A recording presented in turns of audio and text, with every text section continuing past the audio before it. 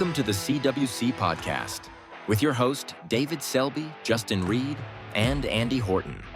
Okay, welcome to the CWC Podcast, the home for the latest news, rumors, and interviews around the sport of chuckwagon racing. I'm your host, David Selby, and I'm joined by my co-hosts, Andy Horton and Savannah Smith.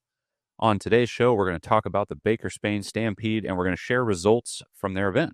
And wouldn't you know it, there's more racing coming right up.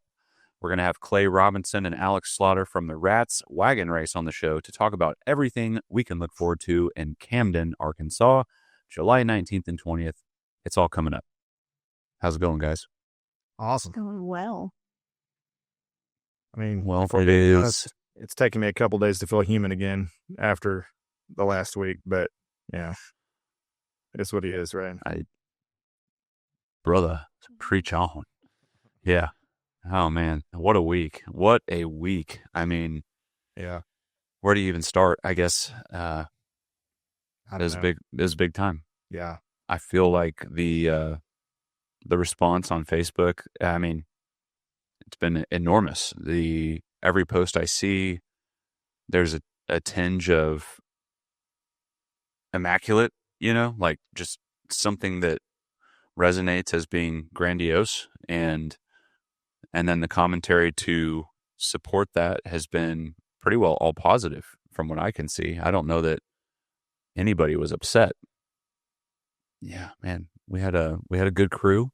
We had a lot of people. We had a kind of had a nice staff there. We got like a photo at the very end of everything. Of course, it was like when weather hit, and Yeah. Hey, and so we didn't have everybody in there for that photo. Clay's calling. Oh, Clay needs a little help on the old support end, I bet.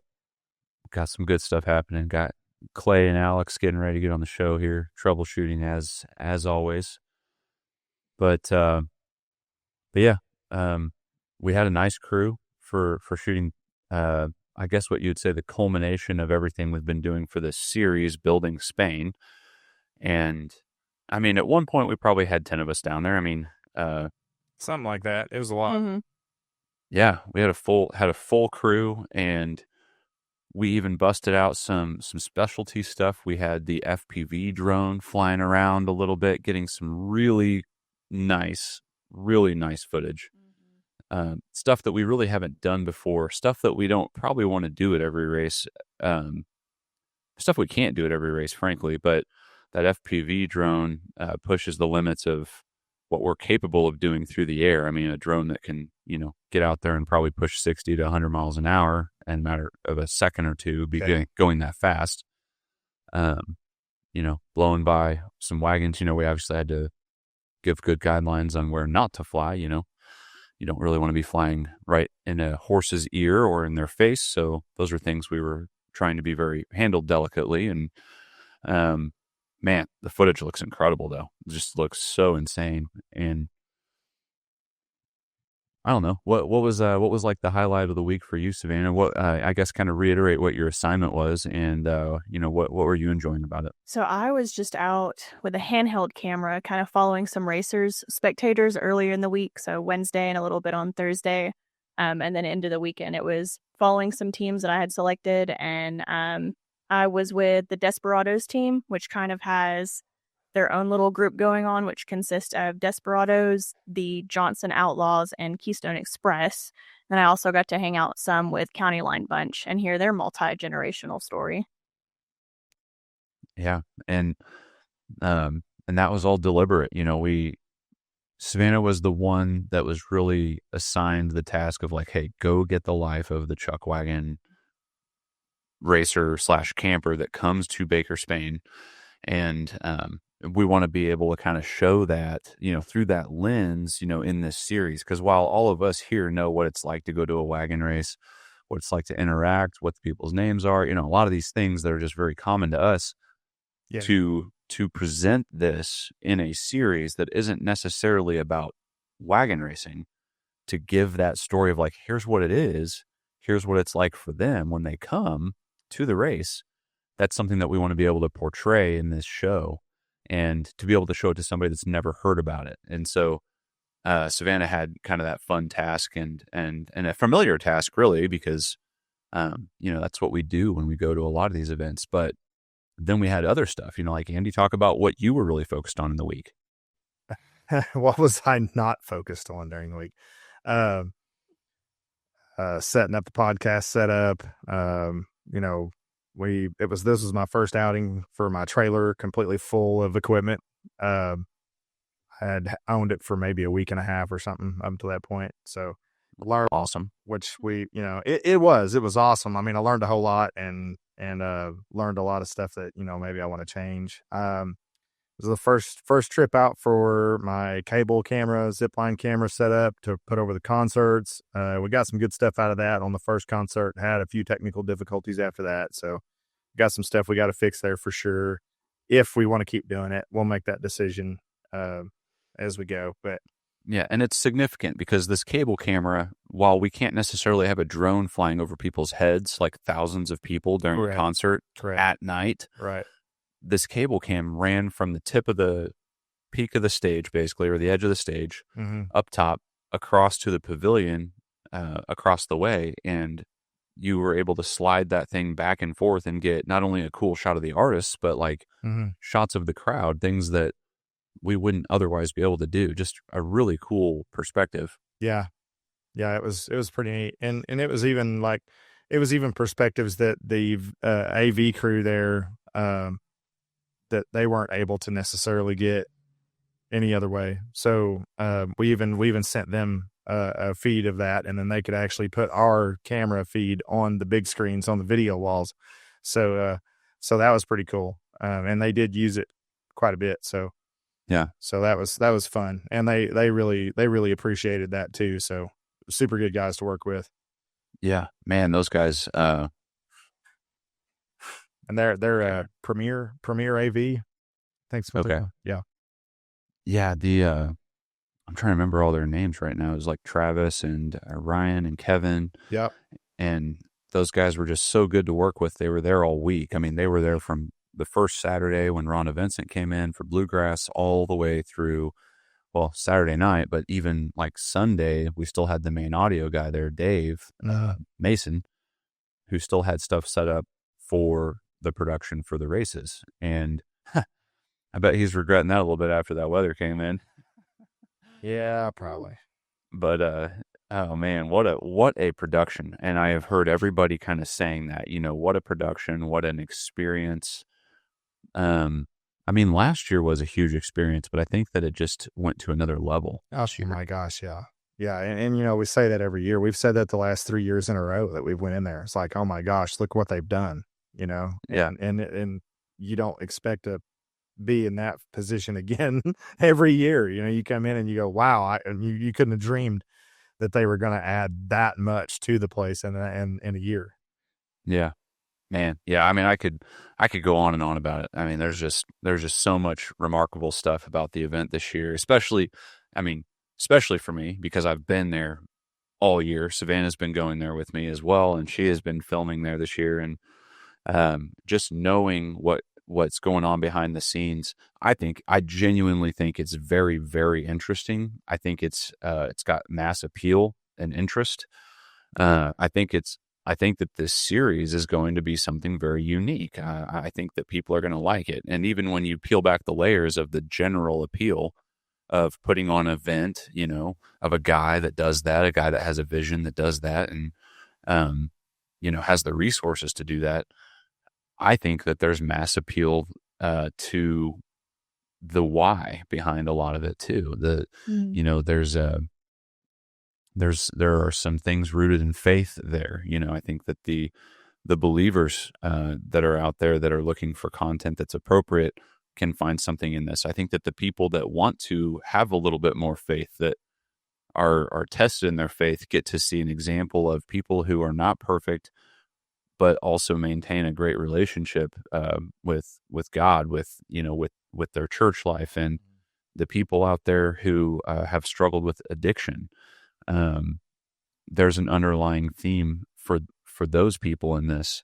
For someone who's a rancher or a farmer or an ag enthusiast or a horse person, like, it's all kind of there and packed in. I think that this is going to be a really neat story. And I mean, I have no idea what what might make this click to be something that would be, nationwide, really pops off. I don't really know if it's got that or not, but I do think that for the people that it does work for, it could have a heavy impact on them. And that actually means a lot more to me than I probably understood before we started shooting this thing. So I'm just really grateful for being able to do this story and be a part of it. It's been very, very humbling.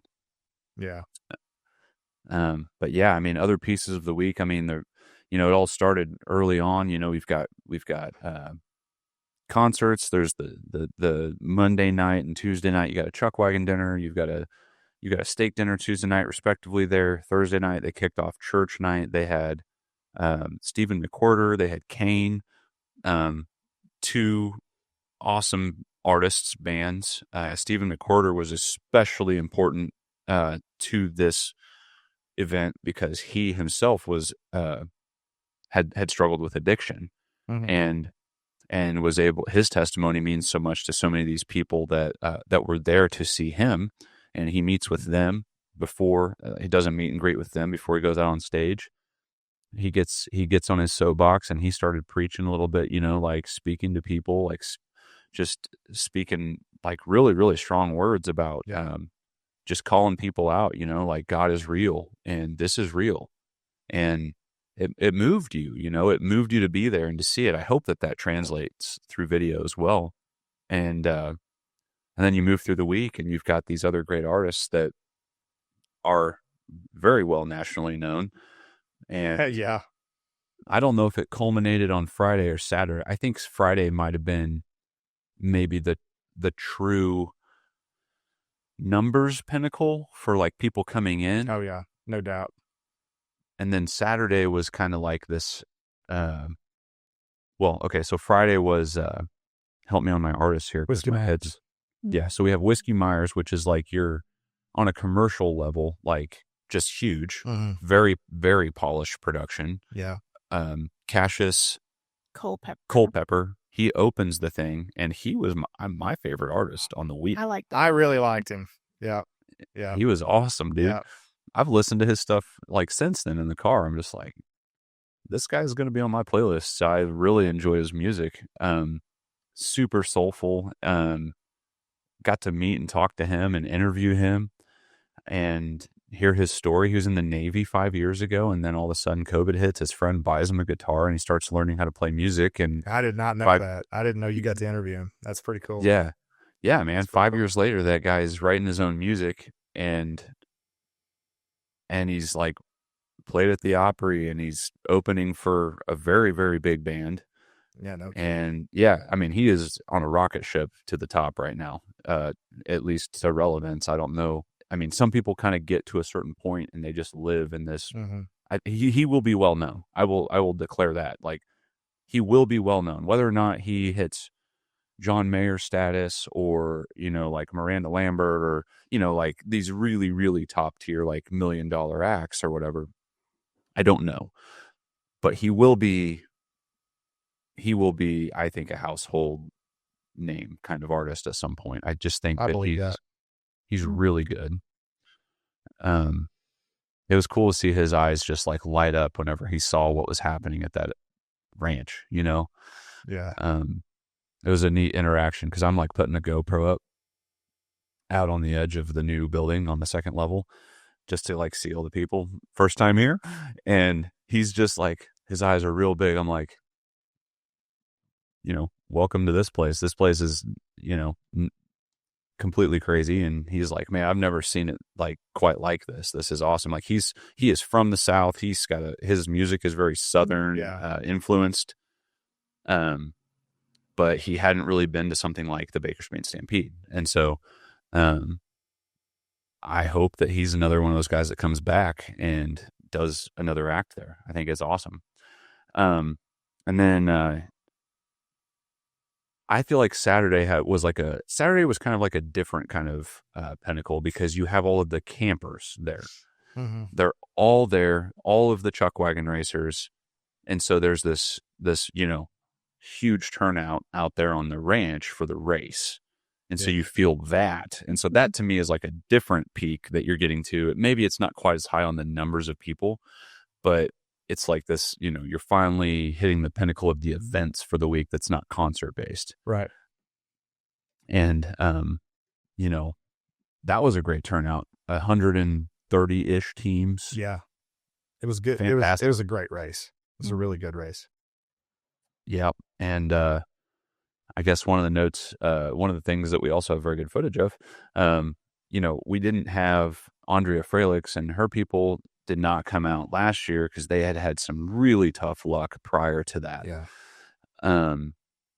And they came back this year, and Andrea gets out there for buckboard. Yeah. And her team will not quit. Like, they won't quit pulling her. And so she's solo in her wagon, getting yanked all the way back around to the back corner, back curve.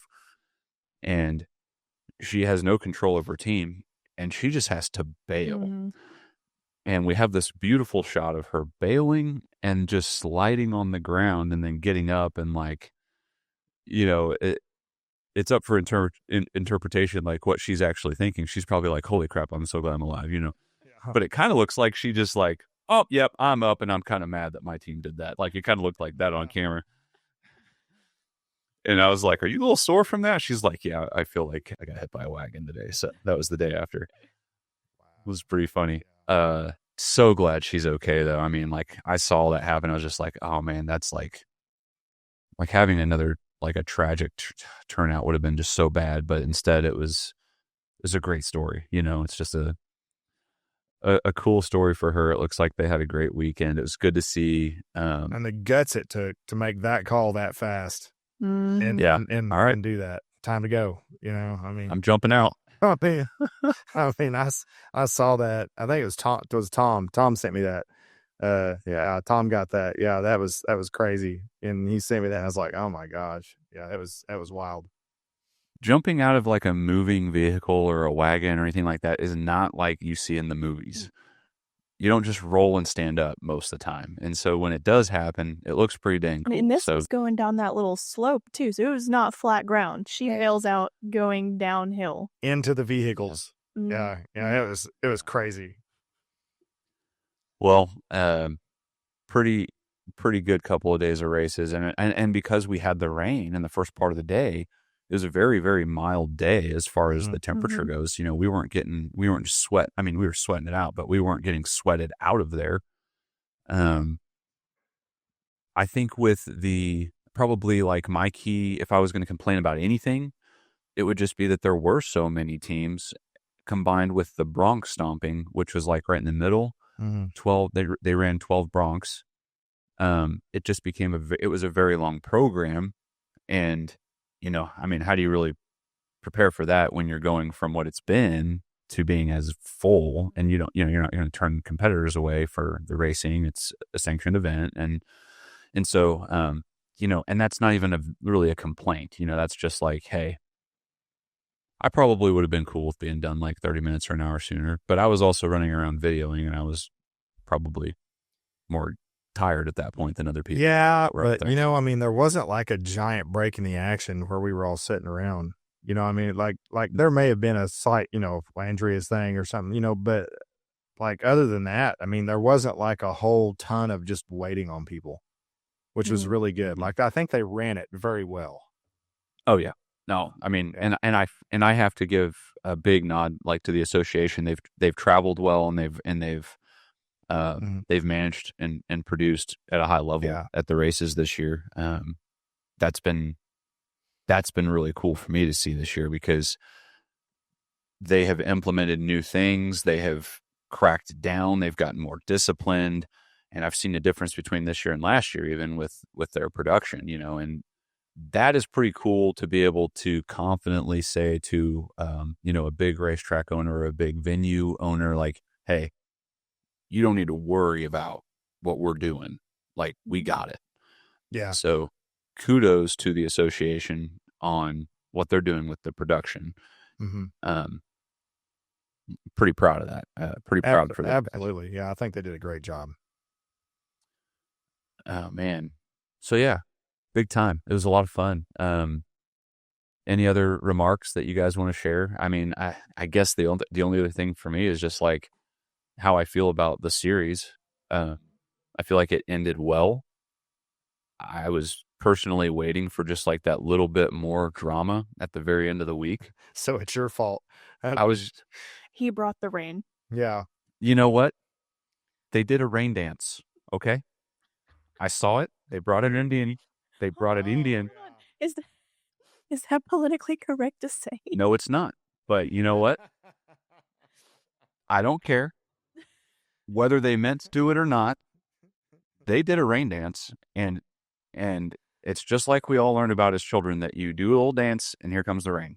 And Bless. and actually, that was a really cool ceremony. It was. That's something that I would assume that we'll try to put the whole opening ceremony and the races in when we put that out there. Our guests are here waiting. Oh, good. Oh, cool. But no, whole weekend was great. We got that little bit of extra added drama and conflict to just put the cherry on top. I mean, the races end, and I'm literally filming out in the middle of the field next to an EMS person, or also pronounced imps, and the radio goes beep. I'm like, oh, this is gonna be good. And I turn my camera to them, and you hear over the radio, we've just received news that we're going to have violent, severe weather coming in like 20 to 30 minutes. We're going to have 60-mile-per-hour winds, and it's going to rock us like a hurricane. They didn't maybe say the last piece, but I was like, glad I got that on camera. And sure enough, you look up, and it's getting real dark over there, like to the north and the west. Oh. And then it's like, okay, get the races done, get the plants pulled down, get all these things done. And get camps packed up, livestock out of the way. Yeah. I mean, just everything happening, like it's like an anthill, just people scurrying all over the place. And we get all the important stuff pretty much pulled down and out of the way, and then smack. I mean, 60-mile-per-hour winds, probably so. There's more like 80. Yeah, Dad was on the roof of the pavilion trying to get my cabling and stuff down. And I was like, we were yelling at each other about wire cutters and stuff like that to get zip ties cut and things. And I turned around and looked up the hill behind me, and I saw like the trees, just a certain row of trees, not all of them, just a bunch. And they went, whoa, like that. They just went sideways. And I turned around, I started screaming at Dad, and I was going, get down, get off the roof now. And he turns around and runs down the catwalk and gets down the ladder, and within 15 seconds, all hell breaks loose. Oh, man. Oh, and that makes me nervous. He's in the pavilion helping, and I run around behind. There was nowhere to go under there. It was blowing straight through the pavilion. Oh, yeah, everything was sideways. Me and the wards and some of the other racers and stuff like hid behind a beer trailer, and it was just smoking past us. And Dad ran out there to try to help gather something up, and it blew one of those big metal cactuses that were under there. It blew that down behind him, and he fell over it backwards, smashed into the concrete. Wow. And I didn't see that.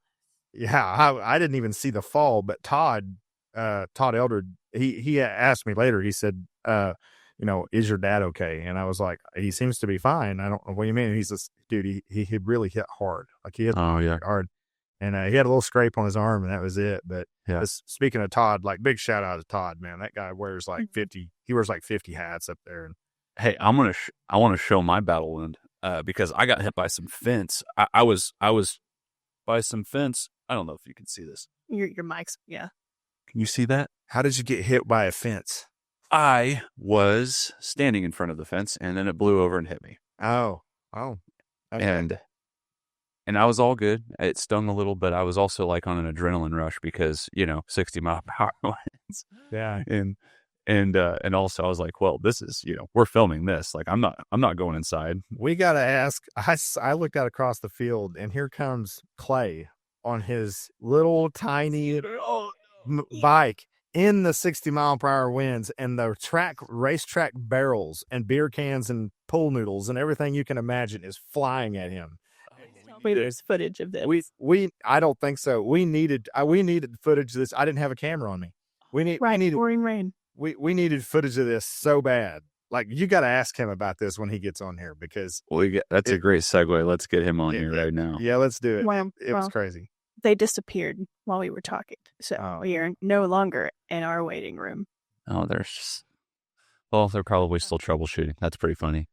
Yeah, but I mean, that storm was remarkable. And I mean, I know it's bad probably, but as a content creator, as a videographer and a filmmaker, like that was just good stuff. Like we're going to have some fun stuff to share from that. And it's like you think it's all daisies, it's all good. The race day was so good. It's ending, and boom, we get a little bit more drama. Yeah. And I think that's pretty funny. It'll create some good like some good cliffhanger stuff too, like, you know, to just like show some of that footage early on in the show. Yeah. Like, this is what's coming at the races. Yeah.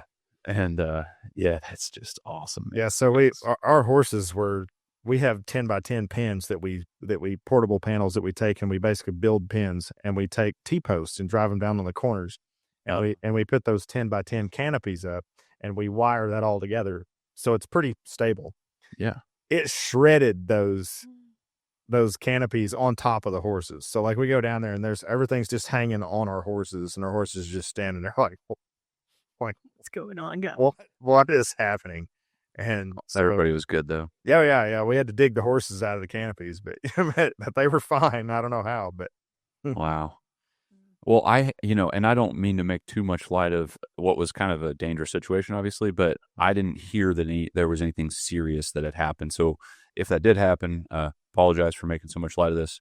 From where I was standing, I mean, I was laughing. I was laughing in 60-mile-per-hour winds with rain hitting me and fences hitting me, and it was just for how tired I was too. Like, my schedule during the week was, and Andy, you could probably relate to this because you were an all-day guy with me pretty much the whole week. Like, I'm driving back to Nevada, which is an hour and 10 minutes each way. Yeah. I'm driving there in the morning. I'm there probably by 8:30, so that means I'm getting up at 6 or 6:30. Getting there, we got to get mics on people. We've got staff meetings that I'm making sure I'm recording those. Those are starting at 9, and then the whole day is just a blur, and we're filming people all day. It's a sweaty week down there. It was hot. And then we were there through kind of basically the concert, or whatever's going on that night. And then you drive all the way home. I'm getting home. Some nights I'm home after midnight. Some nights I'm there maybe a little before. And then I'm dumping footage onto a hard drive for hours. And so these like 3 and 4 hour nights or whatever, I'm getting to sleep, and then you're just stacking these up. By the time that storm came, I was like glad to see it. I was like, hit me with some rain. Like, I didn't care. I was so tired. It was the most energy I'd had in days to get that adrenaline rush. I was just relishing it and running around with a camera, and the GoPro's not going to get hurt by the rain. So we were flying around with some GoPros, and it was honestly a jolly time for us over there. And then, we're making so much noise that out comes Jordan into the area that's still under construction on this second level of that building. Yeah. And Jordan's like, "What are you guys doing?" with a big smile on her face.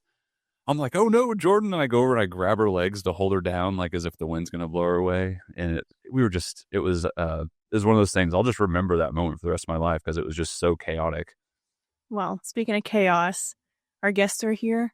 Who's asking about the little mini bike in the rain? Yeah, I got to figure out more about this. Bring in Clay, the mini bike rider, and Alex Slaughter. Hello, dental men.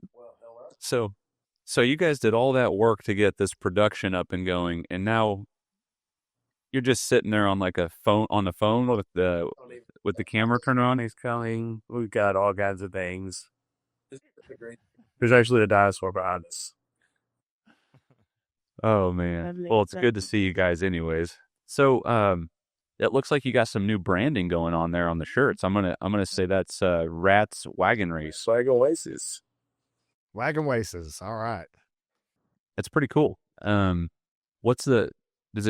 says RATS Wagon Race below it there too. Cool. Right here. Very nice. I'll have to trade one. I'll trade you guys one of mine. And there's the flyer. Fancy and official. Oh yeah, that's sexy. This is one of my favorite locations because I think it is so cool that you'll see the old wagons, and in the background you've got planes landing and taking off. Steering there. Total clash of eras. That's wild. Everybody recovered from our trip to Spain. Yeah. We were just talking about you, Clay. Was your ears burning a little there? I think the bike is dry out now. We heard that you made quite the scene in that torrential downpour. Fortunately, We survived with buckets and beer cans flying at me. It's exactly what it looked like. and here comes Clay on his little crotch rocket. Yeah. I don't know how he made it across that field. And I hate to get taken out by a race barrel I mean, it was crazy. So you're actually faster on that thing than walking? Yes, he is. That thing was 35. That thing moves. Did you just recently purchase that? It's a buddy of mine that they do drag racing stuff with, they've got a show on Discovery, the Street Outlaws, and that's how they get back and forth, Oh, yeah. the bikes and stuff. So they let me borrow one. Well, it pairs perfectly with your build. It's a beautiful thing. Mario Kart. That's exactly what it looks like. Yeah. Oh man. So you guys, I mean, we've been talking about Baker-Spain really for the last 30 minutes here, and anything that you want to remark on from the week down there before we kind of move forward? The fact that the rain held off until 30 minutes after the race, and that we still not had a race-free rain weekend yet. It was race weekend. Yeah. We still had the weather factor, and the rain hit pretty hard before the races Saturday too. Yeah. But that place dried out really quickly, and the track was good. I feel like everybody was good. There was definitely a little slipping going on the first half of the race day on the back corner. There was a lot of that slipping and sliding in the back corner. Mm-hmm. Some of our riders today, they're a little sore, having trouble getting off of heads, but one of them worked. Yeah. But Alex, did you just run what all did you run down there, Alex? You say it. I ran 46-inch team for some friends of mine because the driver wasn't going to make it, and the cook and the outrider wanted to go, and I told them they asked if I'd do it, and I said, sure. That was the first 46-inch team I've ever drove. But, What'd you think? Did you go short? We didn't place. Kind of found some tack malfunctions in the second or that first curve.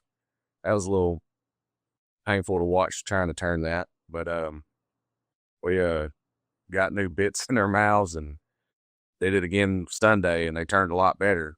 And we ran big mules against Desperados, and it started looking really good until we almost run their outrider over, and then did not make. Yeah.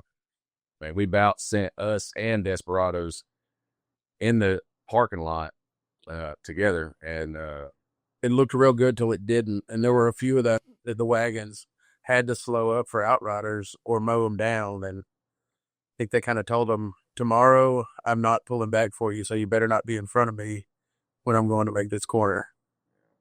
I do remember Aaron having a conversation with an outrider about something similar. But the broken-toed lady.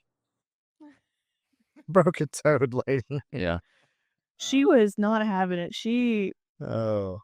was very blunt with that conversation after having her toe yanked on vigorously.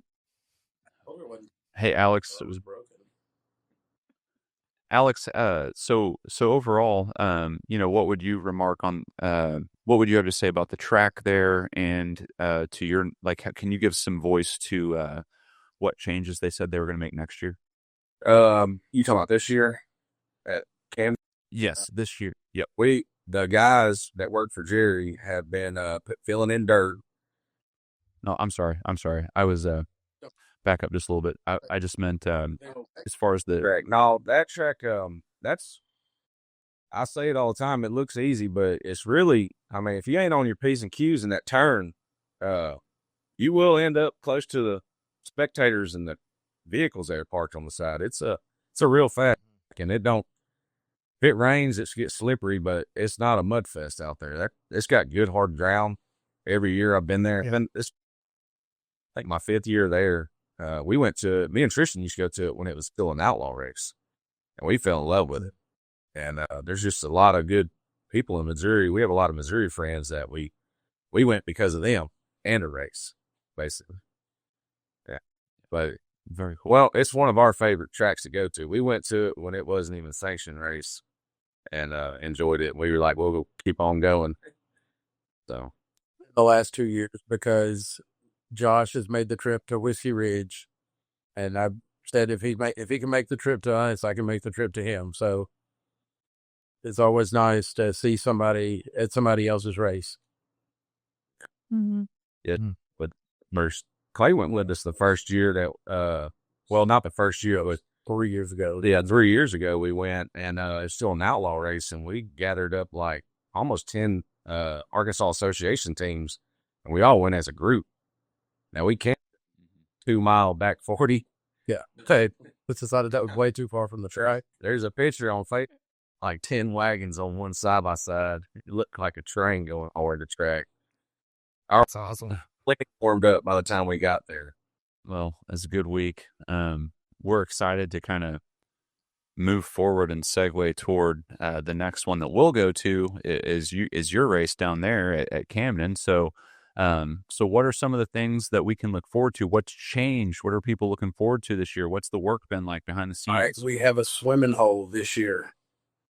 Ooh. The cold spring in it. So that's going to be a plus. After the races, go dip in the pool, cool down. Now, there's a dirt swimming pool. This is not a concrete swimming pool by any means, but somewhere you can say Swimming hole. Oh, a swimming hole. swimming hole, no diving board. I mean, there might be a diving board. I don't know. There is.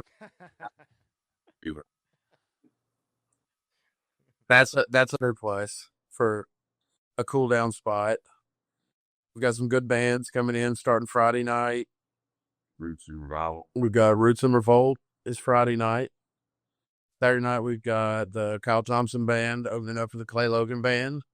We also have a special guest singer joining Kyle Thomas Band. He runs with the CLB, the County Line Bunch. So I'm going to leave it at that, but he's been working on a song they're going to do. So new collaboration. We've got our rubber tire wagon giveaway. We're selling tickets for that. It is $40 per ticket or 5 for $100. I'm not sure did the math on that, but you're getting a bill at the 5 for $100. So I'd go that instead of buying 3.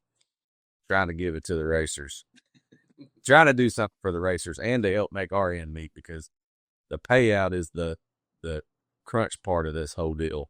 Is we wanted, we want them to come, even though it's hot and there aren't hardly any shade, but we want them to come, and that's kind of to help our end meet, to smooth off the money flow. Which you guys have some gorgeous buckles. Those ones from last year, my goodness. Yeah. They're a little bit different this year. We're going to kind of go back to something traditional. But that one last year when I seen it, I was like, I ain't seen one like that yet. Right. So Mm-hmm. That's cool. Maybe we can dig a picture of that up and insert it when we put this out there.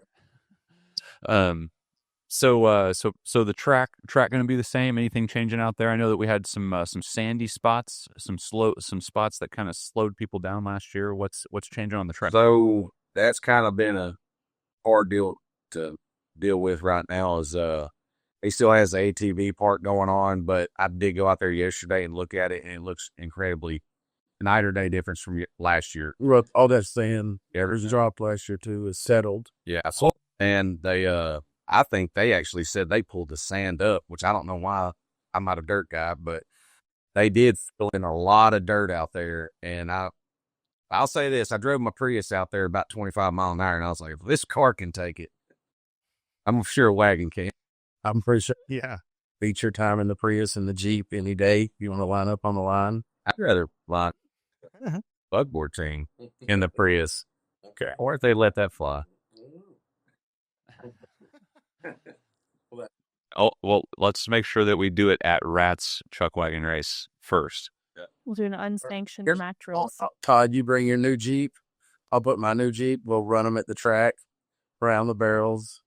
We're going to have Outriders, though, to pass the Jeeps, but there's my call out for Todd Wheeler. The Jeep YJ. Could you guys be the first track that has like a jump? Just, just one little. Well, there is a little bit of a jump. If you straighten out the first curve, there's a huge drop off back there. So that would be a Dukes of Hazzard. I feel like the Bar of has that plenty of jumps. I've seen that creek. Yeah, no kidding. I mean, just even the dip, you've got jumps. I don't think we'd be the first on that one. Right. Yeah. Right. You're late to the party for that one. I remember the Sugar Shack wreck. That was. Yeah. Well, one that Lance Lyle is the one that actually got me into all this. Me and him were buddies years ago, and he kind of gave me pointers on everything, what he did and what he didn't do. And one day he was going to the wheel shop at Missouri to the Amish, and he called me and said, "Hey man, did you ever get a wagon built?" And I was like, "Oh, I hadn't heard back from the Mendonites." So them are two different style of people. And he said, "Well, I'm up here. I'll just tell them to make it just like mine if that's what you want." And I said, "Works." And it took a little bit to get it because I think that was around when COVID hit. But that's how that all started. Sugar Shack's actually the one that kind of got me into all this. Okay. Cool. And so how's old Jerry Langley doing? I know that he does not care to be the face of his race. Just a big heart. He was not heavy when I told him to go speak at the banquet neither. But I wanted people to know who he is, because he is the guy that does not. He's behind the scenes. He's like closing curtains. And he's a great guy, big heart, loves to do for others. And we couldn't ask for a better sponsor to help us out with this. He's a good dude. So kind of jumping back in time here. I know you were kind of just hitting on this a little bit, Alex, but what made you guys start this event? And, how do you feel like that vision is going right now? Well, me and Brad House had talked about it a lot, and he was trying to get me to get with Harry Clemens, the guy that in Bearden used to put the races on. And I went to Harry a couple of times and talked to him about it, and he's just kind of he was on the fence about it at first, and then he just was like, "Man, it's too much work for what he's got going." And then I think I called our friend Henry, friend Henry Frisbee in El Dorado, and he told me to call Jerry Langley, and then that's how that got started. And so I called him, and he said, "I have no idea what you're talking about, but sounds great. Let's do it." So we got together and looked at where we was going to put the track and all the setup, and it was a go from there. And luckily we did it when we did, because the tracks have filled up. I mean, there's a lot of tracks this year. We got lucky. Did it when we did it. And the reason why I got put in July is because we didn't want to bump it with Baker-Spain. We wanted to give it a little bit of dip, and that's just kind of the weekend we ended up with. It wasn't like I really wanted to pick it. Well, he's also got all the events going on with the mud ride in there and the other events that he does. So, yeah. Well, and it's good that even with that postponed race at Greasey Bend coming up 4th of July weekend here, you're still going to have a 2-week window. I think people have enough time to reset and kind of gear back up. And, yeah, man, I think it's a cool spot you guys have out there. It's unique with the airfield. The location right off the highway is really nice. Definitely close proximity to a couple of hotels, so it makes it easy for someone like that's just wanting to come in and enjoy it. Yeah. We also one of our friends, Wendy Nix, has a liquor store that's, you can ride your horse, your wagon there. She put in a tie post there last year so people can take their wagons up there, horses up there, and get beer, whatnot. And she's actually buying our wristbands this year, and it's going to have her logo on it. She's wanting to be a part of it. She sponsored it last year, and she's just a great, good friend, good person to actually go meet and buy alcohol. It's cool. She had a great time with was very helpful with anything we needed. She also has ice. There's 2 gas stations within a mile radius of the track. Like you said, you've got the hotels within a mile. And plus, we've got the primitive camping. We've got food vendors coming. We've got hay coming out. We've got about everything you need out there, or at least in the near vicinity, if not. Yeah. We got the guy that was in Missouri. I had to look. I think We got TAC people. We've got Black Rivers coming back. They were there last year. We've got Schaffner's Family Creations. Same with Plug over there on someone's hat. But they'll be there. We've got the new TAC guy. It's Till Room TAC, I believe. or it's a V&R Western store. And he's got a bunch of saddles and tack for horses, but he's trying to specialize in race gear. So whatever you want, let him know. He'll get it for the next race. He's doing everything, all harnesses, collars. He's doing all different European collars, regular collars. I think he's even going to get some of them strap race harnesses that everybody likes too. So he's cool. He's something good to start looking into because he's trying to go to all the races and help the racers out and make money. Yeah. Well, I think it's a cool venue. It's going to be nice to have some good vendors there. The food was good. The way the concerts are just like everything's kind of within walking distance right there, which I really enjoyed about that venue last year. And yeah, I'm excited to come back down there and take it all in. Whether or not I'll be bringing my camper this year, I'm not really sure yet. I don't think we will. It's camper. Yep. His wife is also going to get in a wagon. Is she having the baby right now? I mean, no, that's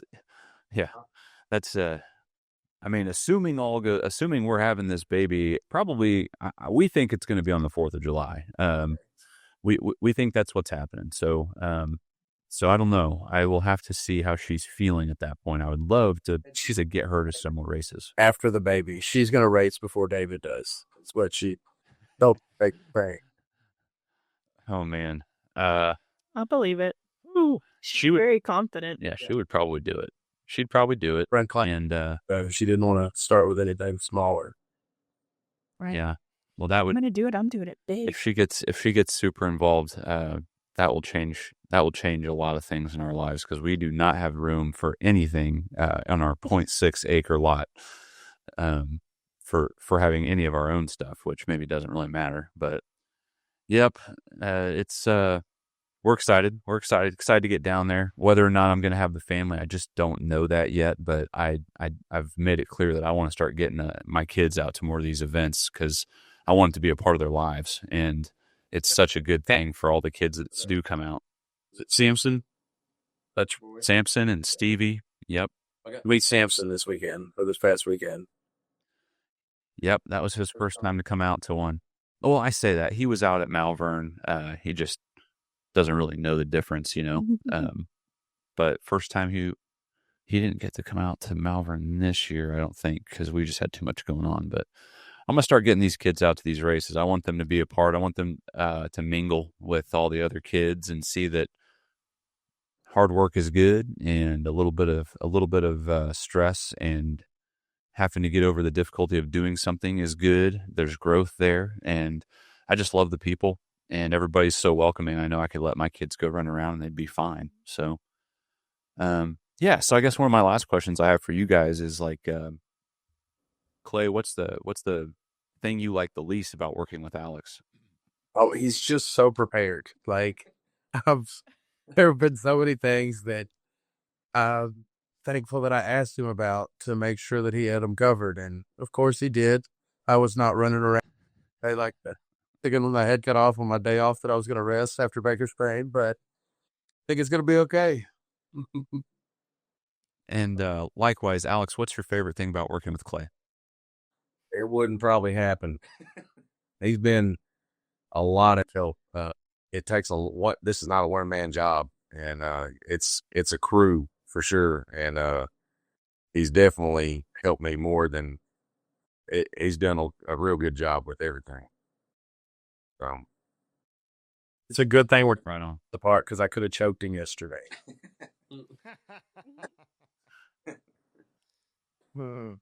Well, I know that you guys are deeply embedded in the racing family. I think that you're going to get a lot of support. I think last year was 70-something teams, right? I think it was 94, I think, called in. I'm not sure how many raced. Okay. So really good start last year. And Blake and them have informed me they will be at the beach. Yeah. okay. So that takes out like 10 teams right there. Yeah, no kidding. Oh, Rhonda and them fought. No, Blake. Just Blake. Oh, Blake and him. Well, we won't have a circus act on the holding line then. So that's Blake's been holding our mules almost all year too. That's not big. I actually got to interview him the other night, and he was like, "Damn, this is the official job job notice for more holders. We need more out here." Oh yeah. I'm struggling. He is such an asset to this. He can see a wreck happen before it even happens 9 times out of 10, and that's why he's so quick to be there. He's also fast. Like, That's why he's always in the middle of them. he is really fast, and he'll run out of them shoes. It doesn't matter. I mean, he's faster than I am. We both try to chase the team down, and he's just steadily leaving me. well, and he's full figured too. He's able to get out there and he can put a little weight in front of one of those athletes out there. And I've seen Taking a pair of overalls. You know, he said he used to do sports in high school. I just can't remember which sport category they were. He would probably be a really good bulldogger. If someone gave him a course, I probably shook somebody up. he is a tremendous asset, and for the entertainment asset too. I mean, I enjoy watching him run around out there. He just about ripped his finger off last year when he was at the RATS race. On the grounds. Yeah, we might insert a clip of that. Just ask me for that one later, Savannah. I've got a good video of Making Blake. Fortunately, if he would have lost a finger, we know that Clay would have gotten him a prosthetic promptly. That was the thing. I said, Blake, he was like, I got to go hold this team, just wrap it up. He's like, we'll do it after. I was like, I can go out there and hold the team. He said, no, you got to bite this mule's ear. It's not going to be still. He's got an abscess. I don't want you to bite in the wrong spot. I was like, and then I look up and I see with the mule's ear in his mouth. And that's like, Funny that you said that, because I'm working on 11-point showdowns Saturday race footage, and I just finished up a heat where the announcer is like, he's got this mule by the ear. I'm not kidding. I'm looking at it. Yes, and I remember watching him biting that animal's ear. That's incredible. I guess there you go, Blake. We love you. Well, anyways, we'll wrap it up here, but thank you guys for coming out today. Is there anything else that you want to share with people ahead of coming down there to the RATS Wagon Race, which is, give me the dates one more time, too. 18th through the 20th. So we'll be Thursday. Thursday evening is when we're going to let people come in, and out-of-towners come in like racers and stuff. So they won't get. So come in and camp Yep. out there. We are Sunday. We're starting to race at 12. For that. Oh, good. Okay. We're trying to help everybody get home. We know how that is. yeah, I think it was an 8-hour trip home, was 6-hour trip there and 8 hours home Monday morning. Yeah. I believe it. Well, cool, guys. Well, we appreciate you coming on. Thanks for BSing with us just a little bit. Alex, tell when you see Justin, tell him we miss him and that we're excited to get him back on here again soon. And yeah, it's just gonna be a couple weeks. So Thanks, guys. I'll just hit the leave button. Yep, hit the leave button. We'll see you soon. I don't think we left. So I hit the leave button. Did we leave? And nope, still here. You're still here. Whose hand was that? This is this. That was the helpers. Well, hopefully their footage gets uploaded. Well, that was good. What do you guys think? It's good. Solid. I always love going to races that are hosted by competitors. Not that I think there's, like a level up. They think of things that most people don't. Yeah. So like, oh, we're going to have hay here. Heck yeah. Yeah, they're looking. One less thing to pack. They're looking out for the competitors for sure. And I know last year they were really concerned about the track. because they had to bring in some dirt and some sand and stuff. And I know that they really felt bad about some of the stuff that they kind of were forced to deal with in year one. But that's year one, and it's part of it. So it sounds like they've got things where they want it to be for the race this year, and that's exciting. Oh, there's a barbecue truck that frequents a lot of the races we go to. Not everyone, but a lot of them. And I cannot for the life of me remember their name, but they are so good, and they sell those things of seasoning. Oh. We've got a new flavor out that's like ranch something chicken. Mm-hmm. Sorry, this is your plug, guys. If you're watching, I will be there to see you at Camden. All for right. seasoning. Were they at Whiskey Ridge? Yes, That black trailer? I think so. With like a on the. Yeah. What Was I it? thought it was like son of a something. son of Maybe- a butt? That's I what it think- was. I think that's it. Yeah, That's it. That's it. I got like their big chicken seasoning thing last year, and I'm almost out, so I got to re-up. And they're like, "Oh, we have this new seasonings on all of our sandwiches," and God bless, Okay. heavenly. If it was the one that was at Whiskey Ridge, which I don't know if it is or not, but if it was, I'm pretty sure it was son of a butts. It had to If be was. because I remember asking them if they were at Camden last year and if they were coming again. That sounds right. Okay. Yeah. Well, I'm gonna visualize the seasoning bottle at home. I help keep their lights on at Whiskey Ridge for sure. for those of you that are still hanging around, we're going to hit on some results here from the Baker-Spain Stampede, and we're just going to fly through these. If you guys just scroll down in your show notes here, let's just go through these one division at a time. I'll lead. Savannah, how about you take second and Andy third, and we'll just rotate until we get them done. Youth Outriders, looks like 8 and under. Third place, Raven Rutledge with a 13:43. Second place, Tulsa Nut, 13:01. And first place, Leighton Parks, 12:98. That's a close one right there. Yeah. Alrighty. So Youth Outriders 9 to 14. Third place, we've got Micah Stamps with a 10:54. Second place, Austin Pruitt with a 10:41.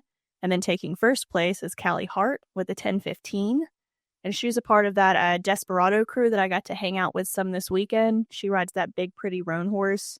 Super sweet girl, very confident, cares a lot about her horse, likes to ride.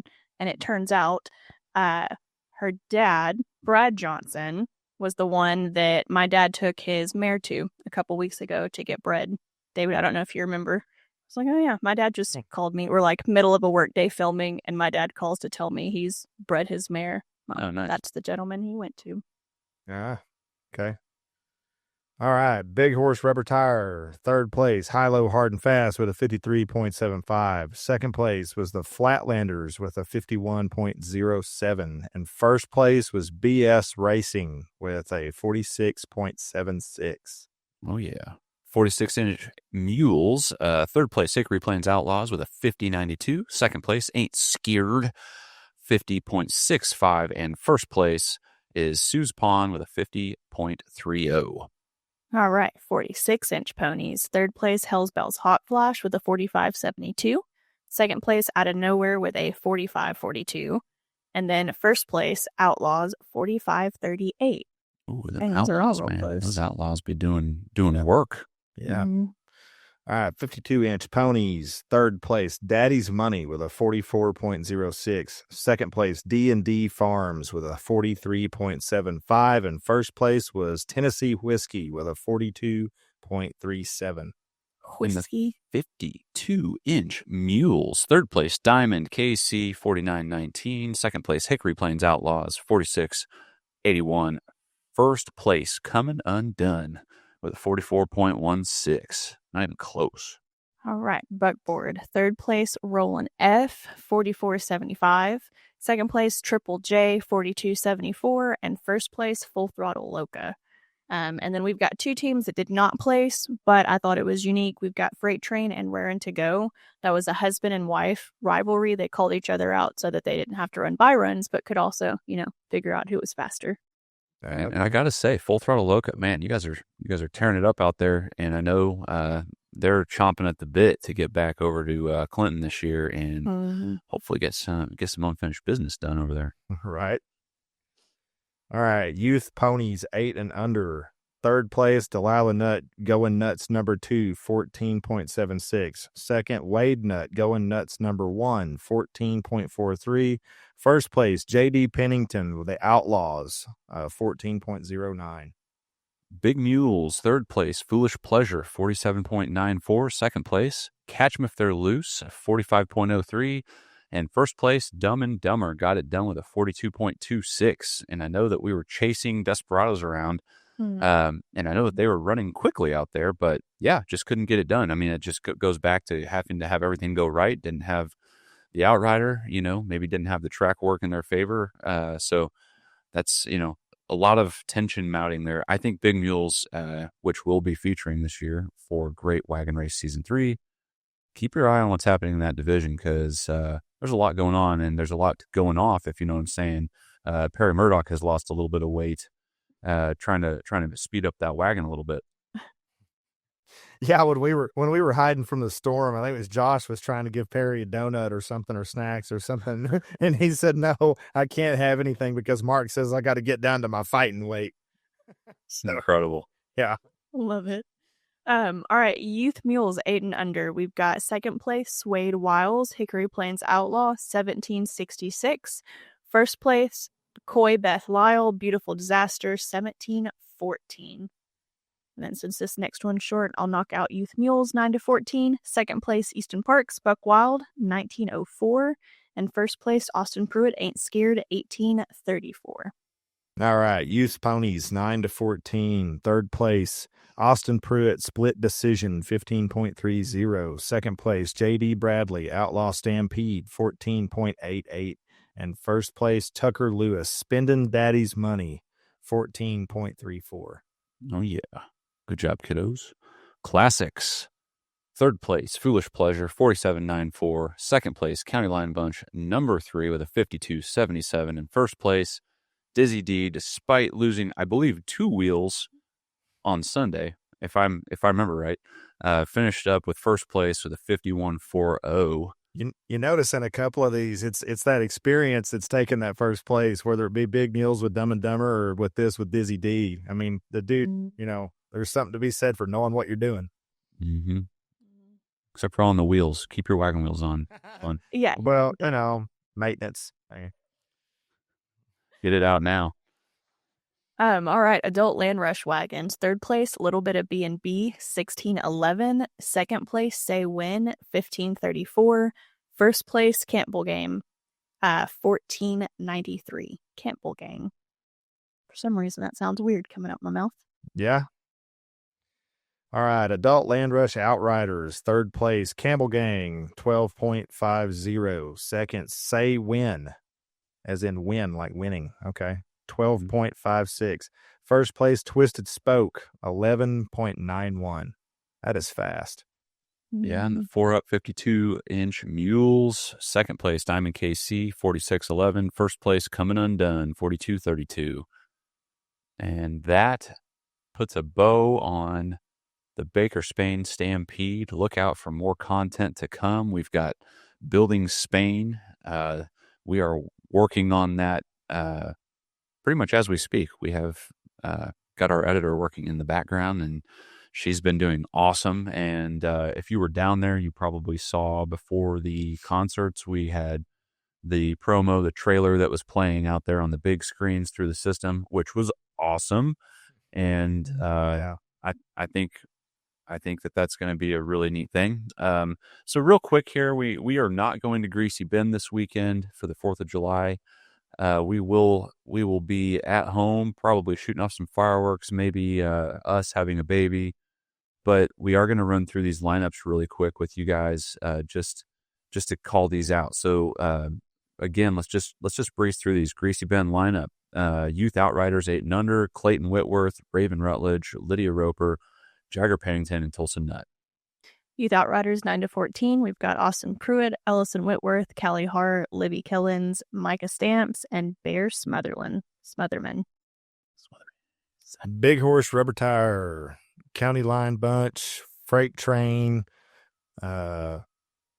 there's your heat there. Or say heat. Okay. Byron on So the first. Byron, County Line Butch, and then heat number 2, Freight Train, BS Racing. Heat number 3, Flatlanders, and High Low Hard and Fast. 4-6 Mules. Heat 1, Sue's Pond taking on Ain't Scared. Heat 2 going to be Hickory Plains Outlaws and a Byron. All right, 46-inch ponies. Byron with Derek Hands in heat number 1. Heat number 2 is Down Bad against the Outlaws. Then Western Junkies against T&J. Heat number 4 is Going Nuts against Wild Ones. Number 5 is Bent Shake Ranch against Too Stupid to Stop. Number 6 is Twisted Spoke against FSR Pony Edition. And heat 7 is Split Decisions against Freight Train. And then we got 52-inch ponies. Heat 1 is Hickory Plains Outlaws versus Coming Undone. Heat number 2, Bumblebees versus Half-Wit Horsepower. That's a good name.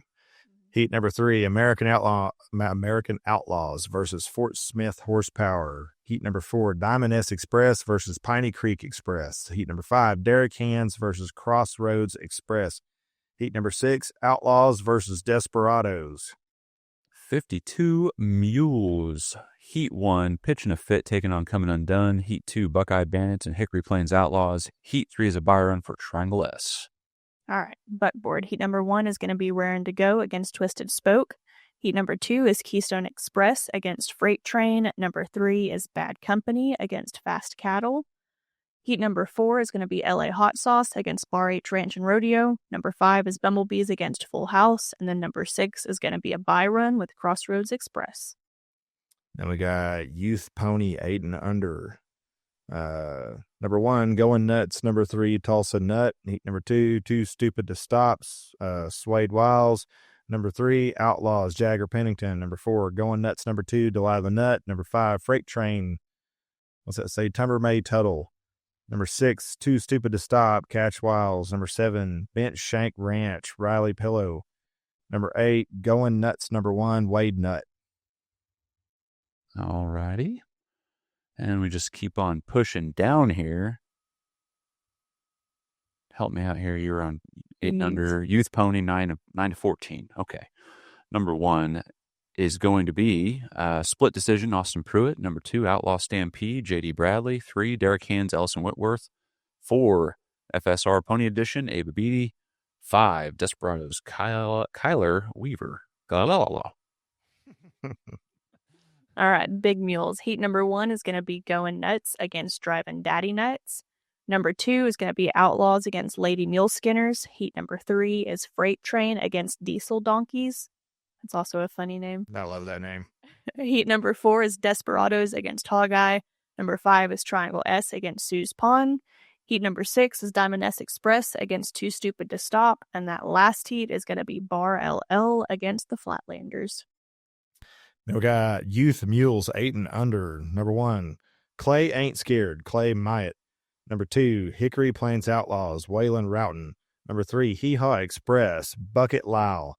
Number 4, Corbin Ain't Scared, Corbin Myatt. Number 5, Hickory Plains Outlaws, Suede Wiles. All right, I'm going to wrap it up here. Youth Mules 9 to 14, Ain't Scared, Austin Pruitt. And Split Decision, Levi Lehman. And the classics here, we got 3 heats. First one, the County Line Bunch taking on Dizzy D. Number 2 here, BS Racing and White River Cattle, and Byron for Heat 3, Lucky G. So that about sums it up. We had a long show today. For those of you that made it through, thanks for sticking with us. Have a lot of fun out there this 4th of July weekend. Be safe. Don't lean your face over the fireworks when you're lighting them. Bad things can happen. Don't point fireworks at other people or objects. Yep. Don't do that. Don't hold them and light them. Don't hold the punk over the bag of fireworks. Right. Yeah. I just saw a thing a minute ago that had me kind of, I guess I have a bad sense of humor, but it said, this is someone's last week with all 10 fingers and they don't even know it. Oh man. That could also be applied at team ropings and Chuckwagon races. That's fair. Yep. Yeah. And make sure when you're wagon racing this weekend that you don't put more than 1,000 rounds of firecrackers in the back of your wagon. Make sure your buttons work and you're pressing the right numbers. So, things happen when they're supposed to. All that technology. But yeah, as always, thanks for supporting what we do. Without you all watching and supporting and subscribing, we wouldn't be able to do what we do. So thank you, and happy 4th of July, and we will see you out on the track.